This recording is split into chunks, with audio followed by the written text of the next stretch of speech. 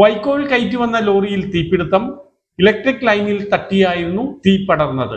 വൈക്കോൽ കയറ്റി വന്ന ലോറി ഇലക്ട്രിക് ലൈനിൽ തട്ടി തീപിടിച്ചു. കൊരട്ടി പുളിക്കടവ് റോഡിൽ മൃഗാശുപത്രിക്ക് സമീപം രാവിലെ 10:15 സംഭവം.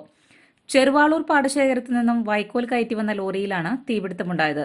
ലോറി വൈദ്യുതി കമ്പിയിൽ തട്ടിയതിനെ തുടർന്നാണ് തീ പടർന്നത്. ചാലക്കുടിയിൽ നിന്നും ഫയർഫോഴ്സ് എത്തി തീയണച്ചു. 1 മണിക്കൂർ നേരത്തെ പ്രയത്നത്തിന് ശേഷമാണ് തീ അണയ്ക്കാനായത്. വൈക്കോൽ ഭൂരിഭാഗവും കത്തി നശിച്ചെങ്കിലും വാഹനത്തിലേക്ക് തീ പടർന്നില്ല. ഇത് ലൈൻ തട്ടിയുണ്ടോ അറിയില്ല.